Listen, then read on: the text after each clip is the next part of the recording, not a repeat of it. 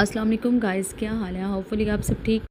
सो guys, मैं आपको eco star appear log explain C1 C2 C3 C4 5 setting के बारे में complete information share. So guys, C1 में 7 एम्पेयर होती हैं, C2 में 6 एम्पेयर होते हैं, 6.3 में 5 एम्पेयर और 6.4 में 4 एम्पेयर, C5 में 3 ampere. So guys, eco star में टर्बो ऑप्शन क्लिक करने से आप C1 C2 C5 के ऑप्शंस पर जब जाएंगे तो C5 ऑप्शंस पे आपने उसको डन कर देना है, क्योंकि इसमें आपके 3 एम्पेयर जस्ट इसमें बजट में खर्च होंगे। क्योंकि जिस तरह से आप महंगाई के दौर में इंजॉय भी करना चाहेंगे गर्मी के सीज़न में और कम बजट में एसी के साथ ज़्यादा आप लुत्फ़ अंदोज़ होना चाहेंगे तो गाजी आपके लिए सबसे बढ़िया ऑप्शन है।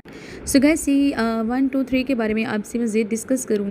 एयर कंडीशन ख़ास तौर पर इन्वर्टर एसी जैसे इको स्टार या सिमिलर टेक्नोलॉजी वाले ब्रांड में C सीरीज़ की एरर कोड या सेटिंग आमतौर पर प्रोटेक्शन सेंसर या बोर्ड कम्युनिकेशन से मुतलिक होती है। तो गाइस, मैं C1 से C5 तक आपके साथ तमाम डिटेल्स में बात शेयर करूँ। सो C1 से C5 के तमाम कोड्स की तफसील मैं आपको लाजिम बताऊँगी।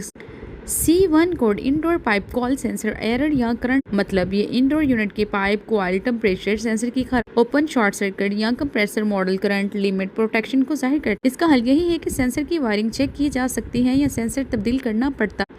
C2 leakage protection outdoor sensor, मतलब कुछ मॉडल्स में ये करंट लीकेज प्रोटेक्शन या आउटडोर टेम्परेचर सेंसर की खराबी के तौर पर आता। C3 code wiring protection model temperature limit, मतलब यही कि गलत वायरिंग, मिस वायरिंग प्रोटेक्शन या कंप्रेस इलेक्ट्रिक कंट्रोल के टेम्परेचर हद से बढ़ जाने पर ये कोड शो होता है। इसका हल यही है कि वायरिंग की तरतीब और आउटडोर यूनिट की हीट डिसिपेशन सफाई चेक की जाए। C4 code no ground wire current pack, मतलब अर्थ ग्राउंड की तार का ना होना या एसी पर करंट के पैक लोड बढ़ जाने की वजह से frequency limit reduction.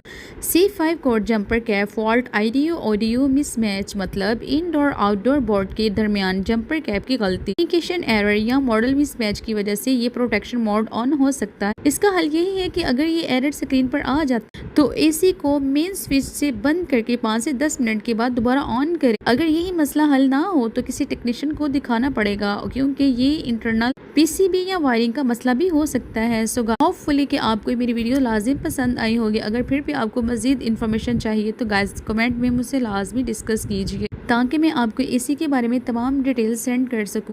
So guys, मेरे पास भी यही इन्फॉर्मेशन थी और मैंने आपके साथ शेयर की ताकि आपको भी इस किस्म का नॉलेज हो। अगर आपको नॉलेज है तो वेल एंड गुड, अगर आपको नॉलेज नहीं है तो गाइस प्लीज़ इस बार ज़रूर गौर की, और अभी तक आपने मेरे चैनल को सब्सक्राइब नहीं किया तो लाजिम सब्सक्राइब कीजिए और इसी तरह की मज़ीद छोटी छोटी वीडियोज़ के लिए हमें कमेंट में लाजिम ताकि हम आपके लिए इन्फॉर्मेशन जारी कर सकें। अपना ख्याल रखिएगा। Take care.